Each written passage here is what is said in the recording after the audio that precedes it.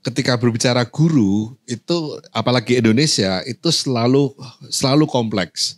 Jadi kalau dikatakan bahwa guru Indonesia terburuk di dunia itu juga tidak sesederhana itu. Tidak sederhana juga untuk mengatakan bahwa guru Indonesia terbaik di dunia itu juga seperti itu. Karena kita bicara Indonesia teman-teman itu kita bicara dari ujung Sabang dan ujung Merauke, ada yang juara dunia, ada yang juga payah, itu macam beragam banget.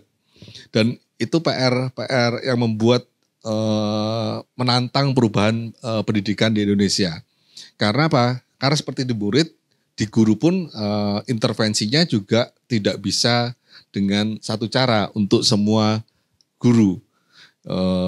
Dan ya ini udah jadi PR kan. Wong satu cara pakai ngasih kuota aja perjuangannya lama Bu ya.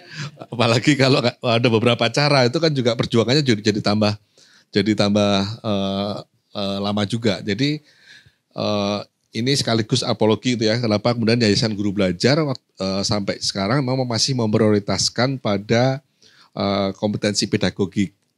Jadi penekanannya masih kompetensi pedagogik dan itu sebenarnya terbukti di hasil asesmen nasional. Ya, asesmen nasional menunjukkan bahwa kalau lingkungan kelasnya aman dan nyaman itu punya korelasi positif dengan tingkat literasi, numerasi dan karakter terlepas dari variabel-variabel yang lain. Jadi apakah di kota atau di desa selama lingkungan kelasnya nyaman dan aman itu naik literasi numerasinya. Itu yang sekarang masih selalu jadi prioritas di Yayasan Guru Belajar. Ketika ngomong lingkungan kelas yang aman dan nyaman berarti kita ngomong manajemen kelas, classroom manajemen, kita ngomong kesepakatan, budaya kelas dan segala macam.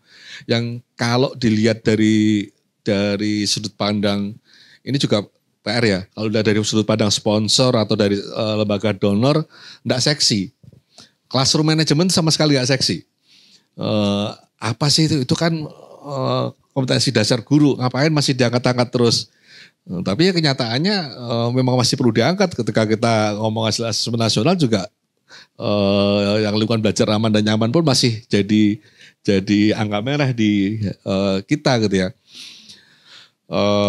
Itu gitu ya, di satu sisi seperti itu. Tapi memang betul setuju bahwa ada isu-isu yang lebih kekinian dan memang juga perlu diantisipasi karena kalau tidak itu juga akan membuat kita ketinggalan zaman terkait dengan teknologi digital. Apalagi sekarang mengerjakan soal cukup minta